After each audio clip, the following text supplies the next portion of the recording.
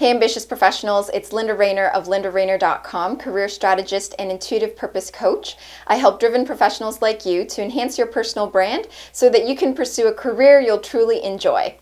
And in this video, I really want to talk about the topic of how to get promoted. So if you are someone who's been working in your company for a while and you've been trying to develop your personal brand, trying to get noticed for that next level promotion, but you're still not sure of what it takes, then this video is for you. I'm going to share with you key traits that I feel are important in order to help you get that promotion and some other important aspects as well. So I've worked with a lot of clients and I've met many professionals with the same common sort of dilemma. What happens is they're truly very strong performers at their jobs. They do a good job at what they do. They're well relied upon by their bosses, by their teams, their departments. But what has happened is that despite how good they are at what they do, year after year, they keep getting passed up for manager, senior manager, or director level roles that they really want to take on. And the most common complaint I hear is that I work harder than that other person, I'm smarter, or I'm more experienced than that other person. So why is it that I keep getting passed up? And why is it that other people around me within my team or externally outside of the company, why are they getting promoted and I'm not?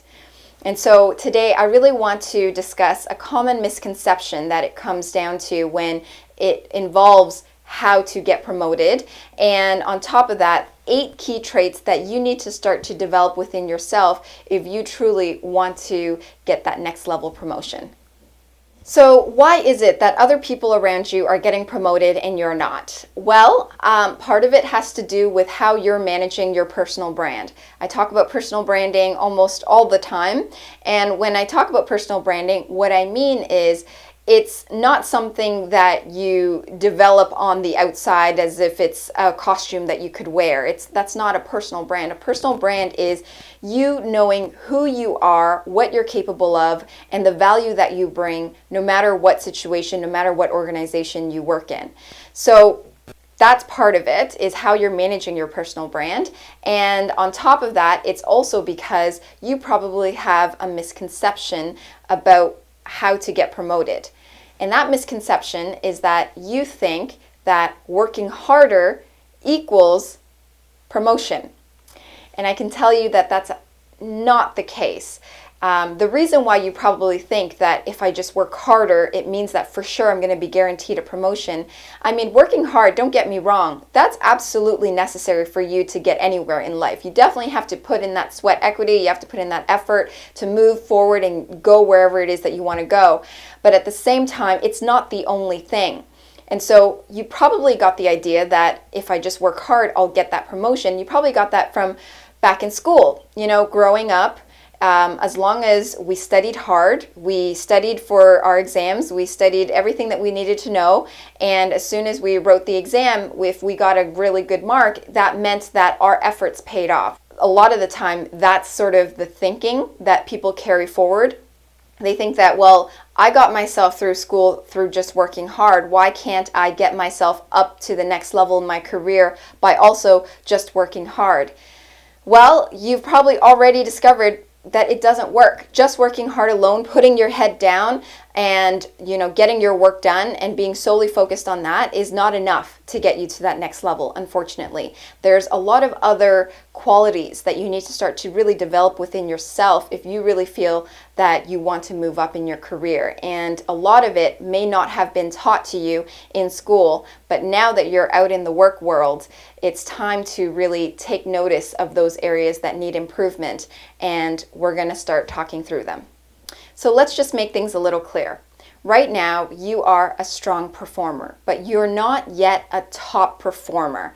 A strong performer is someone who does a good job at what they do. They are always on time with what they do. They're well relied upon by their boss, but they're not being seen as the top person in the team. And that's simply because they don't have these other qualities that we're going to talk about that will help them to get to that next level.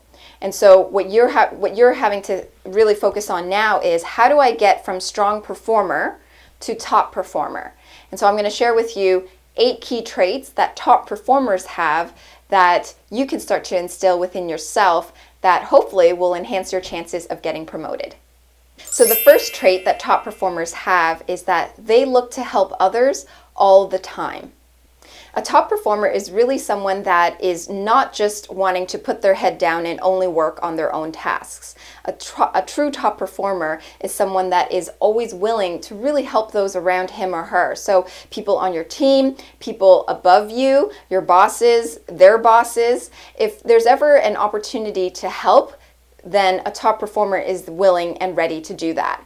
Now, what this doesn't mean is that you say yes to everything and you help everyone with everything and you can't ever get to your own work. No.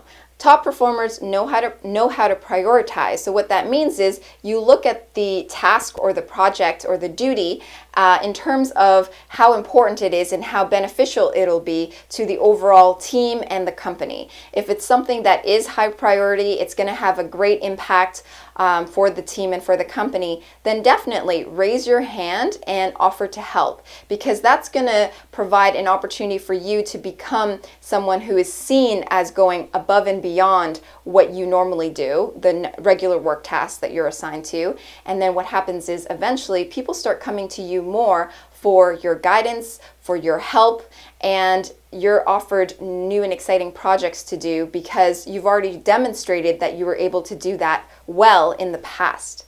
Second trait that top performers have is that they know the difference between being serious and professional. If you're a strong performer who really just wants to go into work and get your work done, I get it. It totally makes sense. You want to just focus on what you're doing and you want to shut out the rest of the world beyond your cubicle. And what you also probably feel is that, all the friendly interaction, the banter between colleagues can be a bit of a time waster, so you try to minimize that as much as possible. What happens there, however, is that without even realizing it, you're creating this invisible barrier between you and your colleagues, and over time you start to appear overly serious, and this actually makes you seem less approachable by your colleagues and even by your bosses. Even though they know that you're a hard worker, you seem to be very much a lone wolf and you just want to do your own thing. And that doesn't really help your case when it comes to trying to move up to the next level, trying to be the leader of the team, because what it really involves is that you need to be beyond being serious, you need to move into being professional. And what professional is that, of course, you're still going to have those conversations with your colleagues. You're not going to appear to them that it's a waste of time talking to them, because people can read that energy if you give off that vibe that, oh my God, I'm wasting time talking to you. You don't want that to occur. Instead, to be professional, it just simply means you interact with your colleagues when the time is right, but when it's time to get back to it, you gently let them know, I got to really get this done. I'm just going to go back to getting this done. And that's it. It creates a nice, smooth transition for you to be able to exit that conversation and then head back to your work.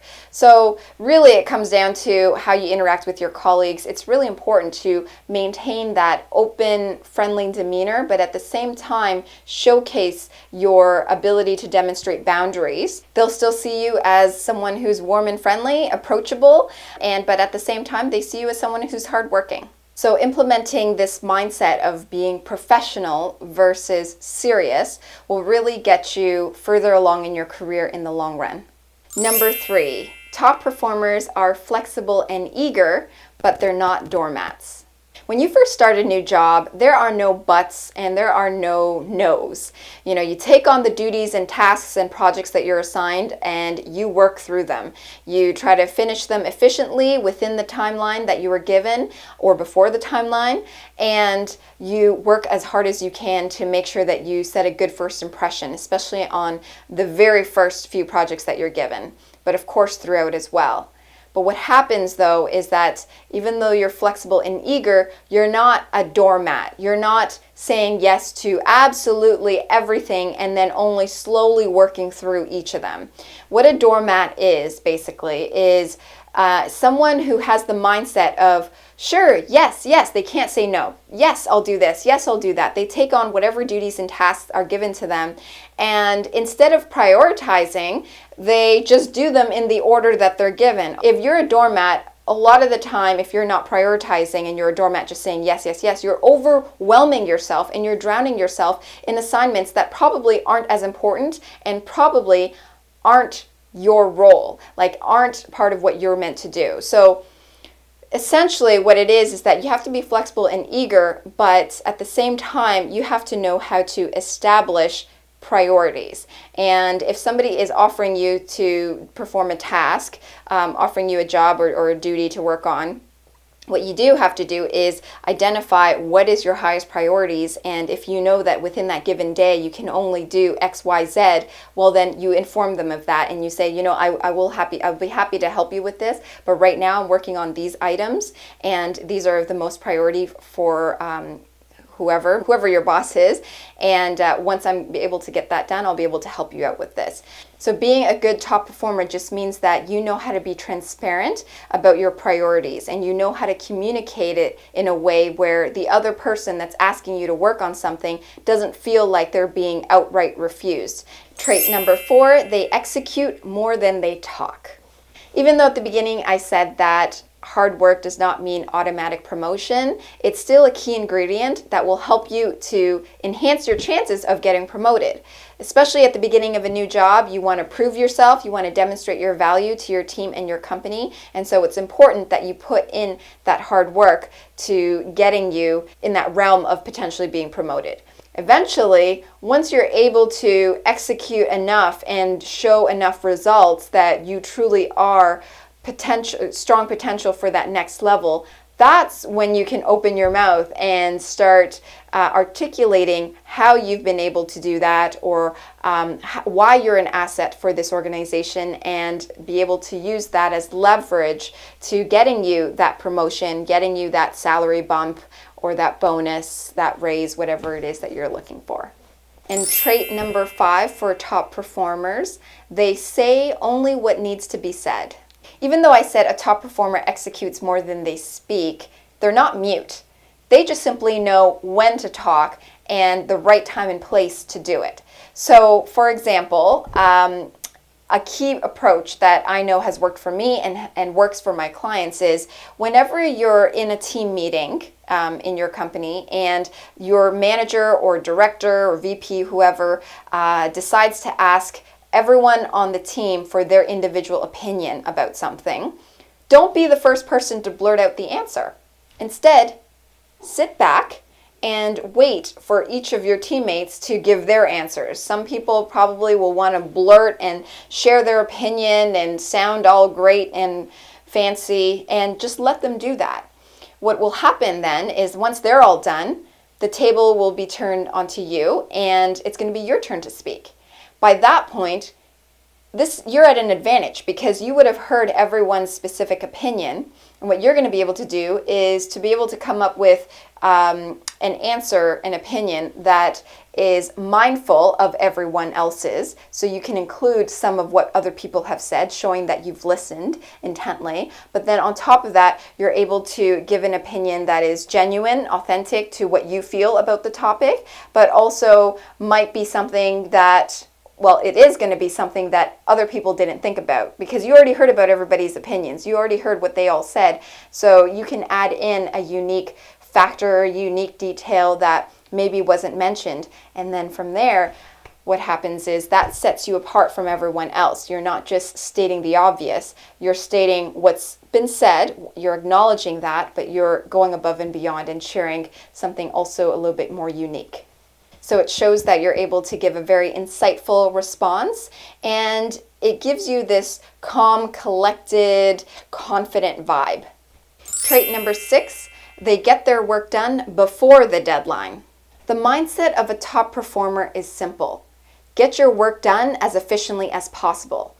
Unlike the average performer, they're not driven by deadlines. They're not driven by pressure. Instead, they're driven by the intention to deliver high quality work as quickly as they can. That's the mindset of a top performer. Now, I know this isn't always possible, but if it is, you should try to implement this new strategy of working where you're going to be delivering high quality work, but you're trying to do it in as short a time frame as possible. Because trust me, this will be appreciated and remembered by those who matter. And it will enable you opportunities to move up in your career if that's what you're looking for. Trait number 7, they avoid office gossip. People who gossip in offices seem to think that nobody knows that they do the gossiping. But in most companies, everyone's or the majority of people know who the major gossipers are. And trust me, if you want to be a top performer, you do not want to be in that group. In general, top performers don't spend very much time with these gossipers because they're such at different levels mindset-wise that they don't have much in common. They don't have much to share. It doesn't mean that you should be rude to the people who gossip. It just simply means, you keep a safe distance away. It's all about establishing the right, healthy, friendly boundaries with one another, but making sure that you don't stoop down to that level of being someone who gossips about everyone else in the office. And finally, trait number 8, top performers are constantly training and updating their knowledge and skills.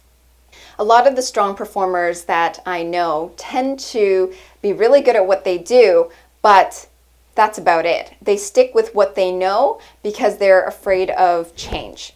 And unfortunately, that's not going to help you to move forward in your career if you only know what you know and you're not willing to learn new skills or advance your abilities or advance your knowledge in any way. And so what happens is, for a traditional, just strong performer, they're good at what they do, but anytime that something new comes along, they feel overwhelmed. They just don't know how to handle it. As opposed to top performers who already have a growth mindset and know that there's always room to improve, there's always room to learn new things, and they actively seek out ways to improve themselves and to learn different approaches. And as long as you start to develop that mindset within yourself to want to constantly grow and improve yourself, then it's going to be seen by your bosses and the people around you that you truly are someone who grows over time. And so it's only natural that you're going to eventually grow into the next level as well. So there you have it, my top 8 traits on how to become a top performer so that you can enhance your chances of getting promoted. If you like the content in this video and you found that you resonate with it because you're someone who really also wants to get promoted in your company, but you're struggling with how to manage your personal brand, then you can feel free to reach out to me and I'd be happy to have a chat with you. Just head on over to lindarainer.com/chatwithlinda. Fill out the application form, let me know your details, and from there we can have a discussion and talk about how I can help you further in enhancing your career and moving to that next level. I hope you liked this video. If you did, then please give it a thumbs up, subscribe, share it with your friends, and let them know that this channel is all about helping driven professionals like you to enhance your personal brand so that you can pursue a career you'll truly enjoy. Thank you so much for watching, and I will see you in the next video.